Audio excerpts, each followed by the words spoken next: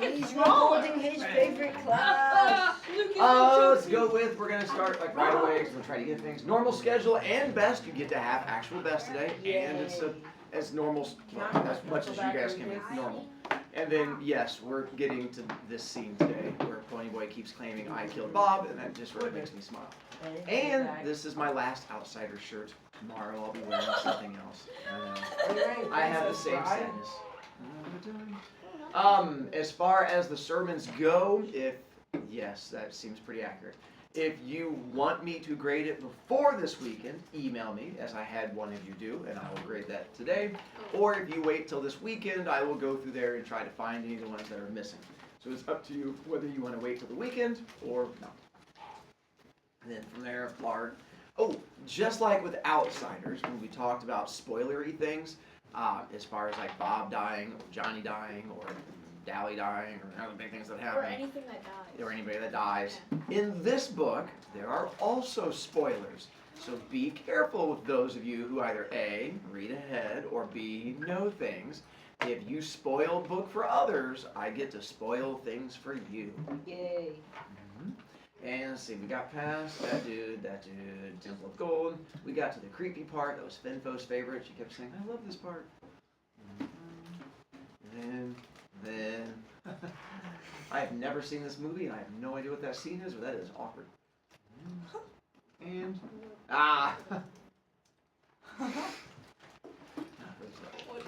we'll keep this one up there for a moment more. Oh, and this is where we're having weird flashback things, right? Because all of a sudden he was hearing his dad talk. So to give you a quick rewind, who is Bill currently talking to? A person. Dolly. He's flirting with a woman. Oh yeah, at the Thank you, pool. Finfo. This is when we're at the pool and we're doing flirting with a woman thing. Problem is, he's also in the process of talking to his wife. What gift does he want to get for his son? The book. And this is where he's now having this issue where the voices he's hearing were his dad's dead. This is what we call guilt. Because he has on one hand flirting with Hottie, and on the other hand, you have giving gift for 10-year-old son, and he's like, ooh, flirty gift. But the more he keeps waiting it that way, his dad's voice comes back to haunt him, and it's starting to balance, and then guilt's going to push it the other way. You know how that guilt thing works. Hi, Elena. I thought it was just schizophrenia. Nope, just guilt, which is a lot like schizophrenia for some people. Fencing. Sorry, dad voice. Peace out. Fencing, fighting, torture, my father said. Love, hate, revenge, giants, beasts of all natures and descriptions, truths, passion, miracles. It was 12:35, and I said, one phone call, okay? Okay. New York City information, I said into the receiver. And when I was through, I said, could you give me the names of some 4th Avenue bookshops, please? There must be 20 of them. 4th Avenue is the used and out-of-print book center of the English-speaking chapter of the civilized world. While the operator looked, I turned to the creature on the next lounge and said, my kid's 10 today. I'd kind of like for him to have this book from me. A present? It won't take a second. Swing, Sandy Sterling said. I list one bookstore called the 4th Avenue Bookshop, the operator said, and she gave me the note. That's the 4th Avenue Bookshop. It's calling. That was such a funny joke. Hi. What about Slim Sunny? There you go. Let's see. Swing bookstore. Oh, there you go. Can't you give me any of the others? They're all down there in a clump. If you will give me their names, I can help you, the operator said. This one will do, I said. And I got the hotel operator to ring through for me. Listen, I'm calling from Los Angeles. I need The Princess Bride by S. Morgenstern. Nope, sorry, the guy said. And before I could say, well, could you give me the names of the other stores down there? He hung up. Get me that number back, please, I said to the local hotel operator. And when the guy was on the line again, I said, this is your Los Angeles correspondent. Don't hang up so fast this time. I ain't got it, mister. Yeah, I understand that. What it's like is, since I'm in California, could you give me the names and numbers of some of the other stores down there? They might have it, and there aren't exactly an abundance of New York Yellow Pages drifting around out here. This was before the internet. So if they don't help me, I don't help them. He hung up on me. I sat there with the receiver in my hand. What's this special book? Sandy Sterling said. It's not important, I said, and hung up. Then I said, yes it is, and picked up the receiver again. Eventually I got my publishing house in New York, Harcourt Brace Ivanovich, and after a few more eventuallys, my editor's secretary read me off the names and numbers of every bookstore in the 4th Avenue area. Hunters, my father was saying now. Bad men, good men, beautiful ladies. He was camped in my cranium, hunched over, bald and squinting, trying to read, trying to please, trying to keep his son alive and the wolves away. It was 1:10 before I had the list completed and rang off from the secretary. Then I started with the bookstores. Listen, I'm calling from Los Angeles on the Morgenstern book, The Princess Bride. Sorry. Busy signal. Not for years, man. Another busy. 1:35. Sandy's swimming. Getting a little angry, too. She must have thought I was putting her on. I wasn't, but it sure looked that way. Sorry, man, I had a copy in December. No soap. Sorry. This is a recorded announcement. The number you have dialed is not in working order. Please hang up and... Nope. Sandy really upset now. Glaring, gathering her stuff. Man, who reads Morgenstern today? Sandy going, gorgeous, gone. Bye, Sandy. Sorry, Sandy. Sorry, man, we're closing. 1:55 now, 4:55 in New York. Panic in Los Angeles. Busy, no answer. Flornese I got, I think, somewhere in the back. I sat up in my lounge chair. His accent was thick. I need the English translation? You don't get much call for Morgenstern nowadays. I don't know anymore what I got back there. You come in tomorrow, you look around. I'm in California? It would mean just a great deal to me if you'd look. You gonna hold on while I do it? I'm not gonna pay for this call. Take your time. He took 17 minutes. I just hung on, listening.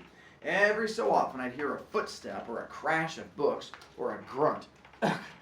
Ugh. Finally. Well, I got the Flornese like I thought. So close, but not the English. And suddenly he's yelling at me. What? Are you crazy? I'm breaking my back. And he says, I haven't got it. Yes, I got it. I got it right here. Believe me, it's going to cost you a pretty penny. Great. Really. No kidding. Now listen, here's what you do.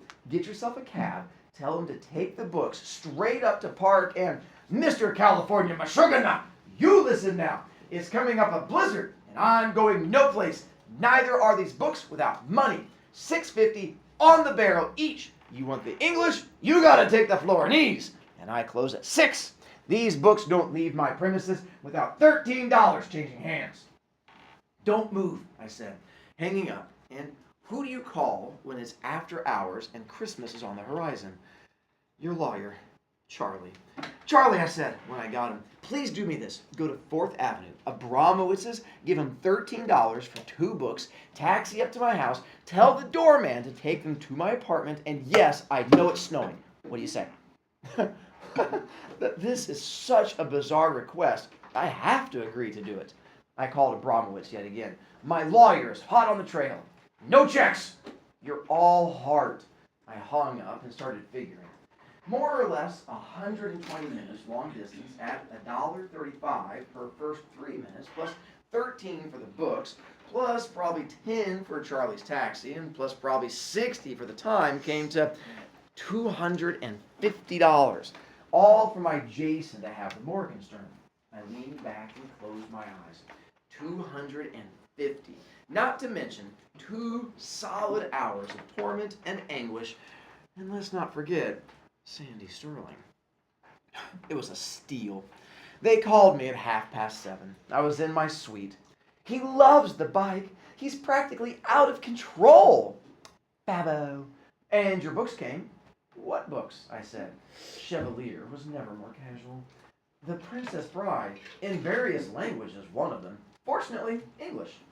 Well, that's nice, I said, still loose. I practically forgot I asked to have them sent. How'd they get here? Oh, I called my editor secretary and had her scrounge up a couple copies. Maybe they had them at Harcourt. Who knows? Okay, they did have copies at Harcourt. Can you buy that? I'll get to why in the next pages, probably. Give me the kid. Hi, he said a second later. Listen, Jason, we thought about giving you a bike for your birthday, but we decided against it. Boy, are you wrong. I got one already. Jason has inherited his mother's total lack of humor. I don't know. Maybe he's funny and I'm not. We just don't laugh much together is all I can say for sure. My son Jason is this incredible looking kid. Painted yellow, he'd mop up for the school sumo team. He's a blimp. All the time, yes, this is his own kid he's talking about. Don't worry, he gets meaner. All the time, stuffing his face. I watch my weight, and old Helen is only visible full front, plus on top of which she's this leading child shrink in Manhattan, and our kid can roll faster than he can walk. He's I told you, he can be very old. He's just getting started. He's expressing himself through food, Helen always says. His anxieties. When he feels ready to cope, he'll slim down. Hey, Jason, Mom tells me this book arrived today, the princess thing. I'd sure like it if maybe you give it a read while I'm gone. I loved it when I was a kid and kind of interested in your reaction. Do I have to love it too? He was his mother's son, all right. Jason, no, just the truth. Exactly what you think. I miss you, Big Shot. I'll talk to you on your birthday. Boy, are you wrong. Today is my birthday. We bantered a bit more, long past when there was much to say. Then I did the same with my spouse and hung up, promising a return by the end of the week. It took 2 weeks. Conferences dragged. Producers got inspiration. By the way, the movie he was doing is this one called Stepford Wives. He was down this little fine print. You can find his name. But he wrote the screenplay or the script for that movie. Conferences dragged. Producers got inspirations that had to carefully get shot down. Directors needed their egos soothed. Anyway, I was longer than anticipated in sunny Cal. Finally, though, I was allowed to return to the care and safety of the family. So I quick buzzed to LA Airport before anybody's mind changed. Got there early, which I always do when I come back, because I had to load up my pockets with doodads and such for Jason. Every time I get home from a trip, he waddles, to me hollering, let me see the pockets. And then he goes through all my pockets, taking out his graft. And once the loot is totaled, he gives me a nice hug. Isn't it awful what we'll do in this world to feel wanted? Let me see the pockets! Jason shouted, moving to me across the foyer. It was a supper time Thursday, and while he went through this ritual, Helen emerged from the library and kissed my cheek, going, what a dashing-looking fellow I have. Which is also ritual, and laden with gifts, Jason kind of hugged me and waddled off to his room. Angelica is just getting dinner on, Helen said. You couldn't have timed it better. Angelica? Helen put her finger to her lips and whispered, it's her 3rd day on, but I think she may be a treasure. I whispered back, what was wrong with the treasure we had when I left? She'd only been with us a week. She proved a disappointment, Helen said. That was all. Okay, Helen is this brilliant lady. Junior Phi Beta in college. I don't know what that means. I think it means super smart. Every academic honor conceivable. Really, in intellect of startling breadth and accomplishment. Only she can't keep a maid. First, I guess she feels guilty having anybody, since most of the anybodies available nowadays are black or Spanish, and Helen is ultra super liberal. Second, she is so efficient, she scares them. She can do everything better than they can, and she knows it, and she knows they know it.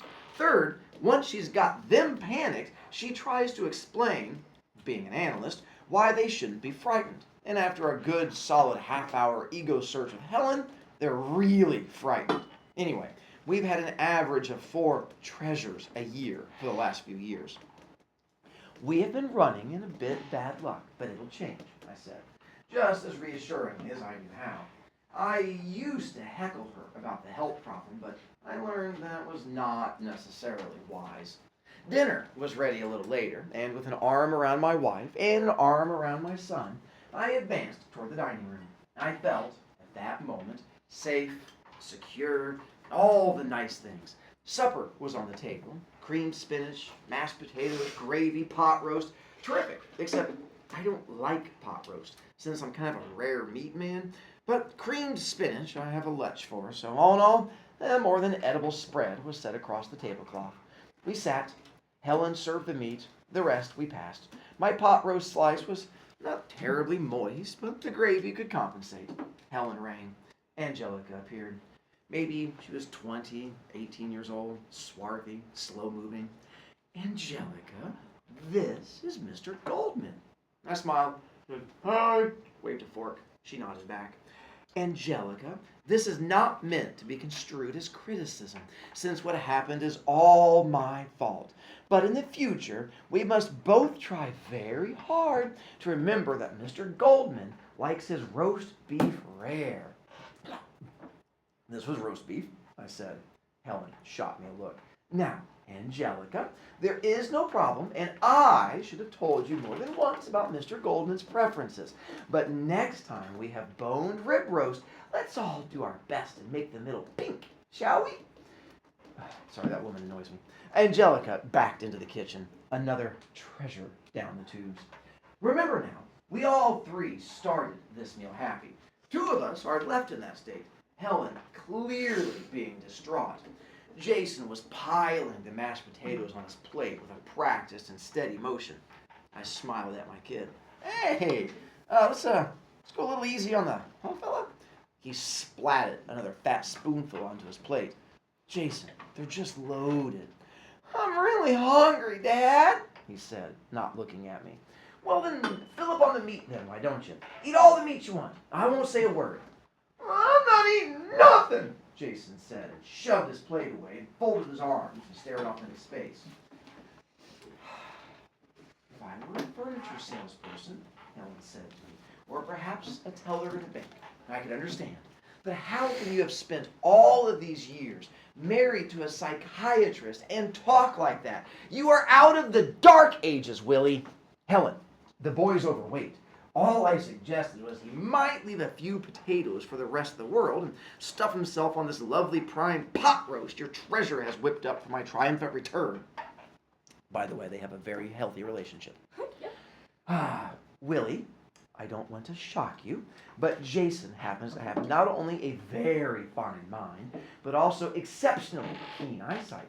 When he looks at himself in the mirror, I assure you, he knows he is not slender. That is because he does not choose at this stage to be slender. He's not that far from dating, Helen. What then? Jason is 10, darling, and not interested at this stage in girls. At this stage, he is interested in rocketry. What difference does a slight case of overweight make to a rocket lover? When he chooses to be slender, I assure you, he has both the intelligence and the willpower to become slender.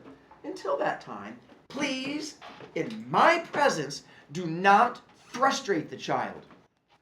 Sandy Sterling, in her bikini, was dancing behind my eyes. She's not really there. This is him imagining her instead of dealing with his wife. Again, very healthy relationship. Yeah. I'm not eating, and that's it. Sweet child, Helen said to the kid in that tone she reserves on this earth only for such moments. Be logical. If you do not eat your potatoes, you will be upset, and I will be upset. Your father clearly is already upset. If you do eat your potatoes, I shall be pleased. You will be pleased. Your tum-tum will be pleased. We can do nothing about your father. You have it in your power to upset all or one, about whom, as I've already said, we can do nothing. Therefore, the conclusion should be clear. But I have faith in your ability to reach it yourself. Do what you will, Jason. He began to stuff it in. You're making a poof out of that kid, I said. Only not loud enough for anybody but me and Sandy to hear. Then I took a deep, deep breath, because whenever I came home, there's always trouble. Which is because, Helen says, I bring tension with me. I always need inhuman proof that I've been missed, that I'm still needed, loved, etc. All I know is I hate being away, but coming home is the worst. There's never really much chance to get into, well, what's new since I'm gone, chit-chat, seeing that Helen and I talk every night anyway. I'll bet you're a whiz on that bike, I said. Maybe we'll go for a ride this weekend. Jason looked up from his potatoes. I really loved the book, Dad. It was great. I was surprised that he said it because naturally I was just starting to work my way into that subject matter. But then, as Helen's always saying, Jason ain't no dummy. Well, I'm glad. And was I ever? Jason nodded. Maybe it's even like the best I read in all my life. I nibbled away at my spinach. What was your favorite part? Chapter 1, The Bride. By the way, anytime a kid tells you their favorite chapter or their favorite part of a book is chapter 1, what does that tell you? He didn't read it. I like the fact I don't even have to go any farther into the book, and you guys can automatically be like, oh yeah, that means the kid did not read that book. That you guys have all played that game too. Yeah. Chapter 1, The Bride. That really surprised me. Not that chapter 1 stinks or anything, and it doesn't. It has my favorite part of the book in chapter 1. But there's not much that goes on compared to the incredible stuff later. Buttercup grows up mostly is all. How about the climb up the cliffs of insanity? That's in chapter 5. Yeah, great. And that description of Prince Humperdinck's Zoo of Death, that's in the second chapter. Even greater.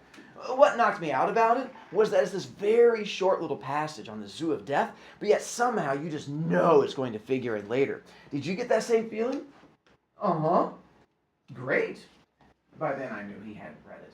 He tried to read it. Helen cut in. He did read the first chapter. Chapter 2 was impossible for him. So when he'd made a sufficient and reasonable attempt, I told him to stop.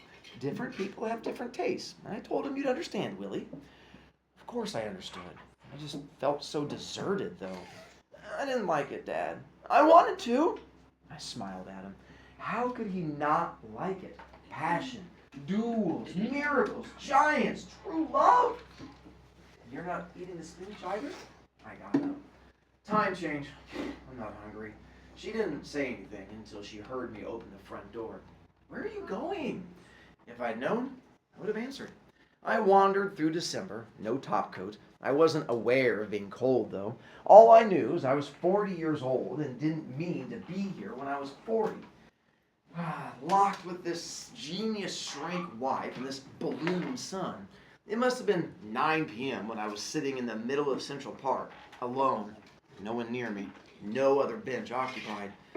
That's when I heard the rustling in the bushes. It stopped. Then again, very soft, nearer. I whirled. Don't you bug me! And whatever it was, friend, foe, imagination, fled. I could hear the running, and I realized something. Right then, at that moment, I was dangerous. Then it got cold, and I went home, and Helen was going over some notes in bed. Ordinarily, she would come out with something about me being a bit elderly for acts of juvenile behavior. But there must have been danger clinging to me still. I could see it in her smart eyes. He did try. I never thought he didn't. Where's the book? The library. I turned, started out. Can I get you anything? I said no. Then I went to the library, closed myself in, hunted out The Princess Bride.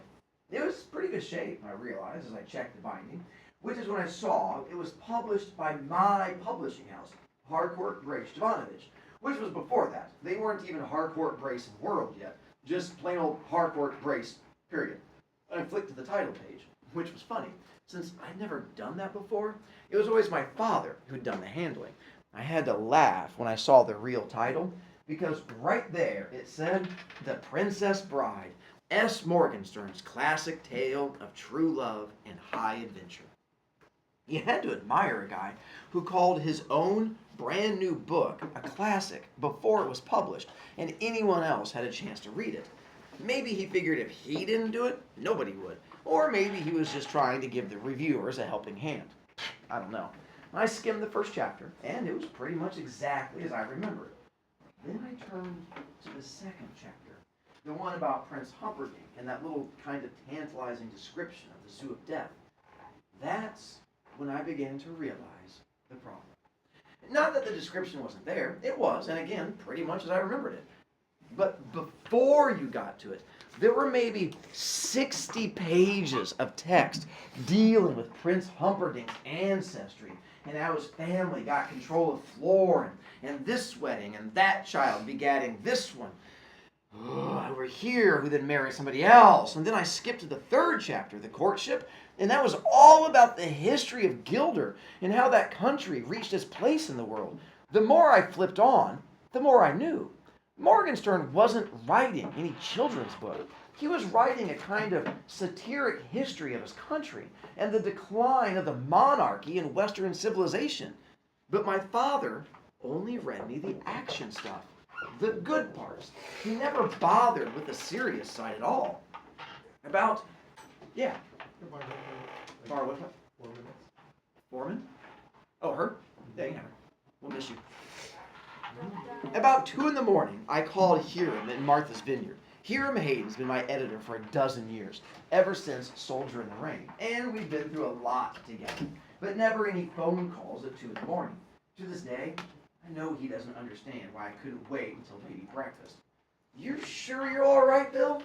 Hey, Hiram, I began after about 6 rings. Listen, you guys published a book just after World War I. Do you think it might be a good idea for me to abridge it and we republish it now? You sure you're all right, Bill? Fine, absolutely. And see, I just used the good parts. I kind of bridged where there were skips in the narrative and leave the good parts alone. What do you think? Bill, it's 2 in the morning up here. Are you still in California? I acted like I was all shocked and surprised so he wouldn't think I was a nut. Oh, I'm sorry here. My God, what an idiot. Yeah, it's only 11 o'clock in Beverly Hills. Do you think you could ask Mr. Jovanovich, though? Do you mean now? Tomorrow, next day, no big deal. I'll ask him anything, only I'm not quite sure I'm getting an accurate reading on exactly what you want. You sure you're all right, Bill? I'll be in New York tomorrow. I'll call you then about the specifics, okay? Could you make it a little earlier in the business day? I laughed, and we hung up, and I called Zig in California. Everett Ziegler has been my movie agent for maybe 8 years. He did the Butch Cassidy deal for me. I woke him up, too. Hey, Zig, could you give me a postponement on the Stepford Wives? There's this other thing that's come up. You're contracted to start now. How long a postponement? I can't say for sure. I've never done an abridgment before. Just tell me what you think they'd do. I think if it's a long postponement, they'd threaten to sue and you'd end up losing the job. It came out pretty much as he said. They threatened to sue, and I almost lost the job and some money and didn't make any friends in the industry, as those of us showbiz called movies. But the abridgment got done, and you hold it in your hands now. The good parts version. Okay, why did I go through all that? Helen pressured me greatly to think about an answer. She felt it was important. Not that she know necessarily, but that I know. Because you acted crackers, Willie boy. You had me truly scared. So why? I never was worth beans at self-scrutiny. Everything I write is impulse. This feels right, that sounds wrong, like that. I can't analyze, not my own actions anyway. I know I don't expect this to change anybody else's life the way it altered mine, but take the title words, True Love and High Adventure. I believed in that once. I thought my life was going to follow that path, prayed that it would. Obviously, it didn't, but I don't think there's high adventure left anymore. Nobody takes out a sword nowadays and cries, "Hello, my name is Inigo Montoya. You killed my father. Prepare to die." And true love, you can forget about that too. I don't know if I love anything truly anymore, beyond the porterhouse at Peter Luger's and the cheese enchilada at El Parador's. Sorry about that, Helen. Anyway, here's the good parts version. S. Morgenstern wrote it, my father read it to me, and now I give it to you. What you do with it, we have more than passing interest to us all. So that was way back in 1972. Princess Bride was written around the turn of the century, around 1900 or so. But even with it, it's based on things that happened way back in like the 1700s. So that's why it can be a little bit confusing. And as we go through it, he chopped out huge parts of this book. Like we're going to find out as we go through it, it's roughly 1,000 pages. And he just like, if you get to chapter 2, if you flip to it, chapter 2 is like all of, I think, 8 pages. And it used to be like closer to 80-some pages. And so that's where he's chopped this down to make it the better one. If I skip the intro, it gets real confusing when we read, when he interjects himself into it. Hi, Finfo. So he really did have a son, right? Yeah. And his son really read this. So, I don't want to give things away, but we're going to find out at the end of it, there's more information I can give you that's going to explain his relationship with his son and with his wife. But I don't want to spoil things yet.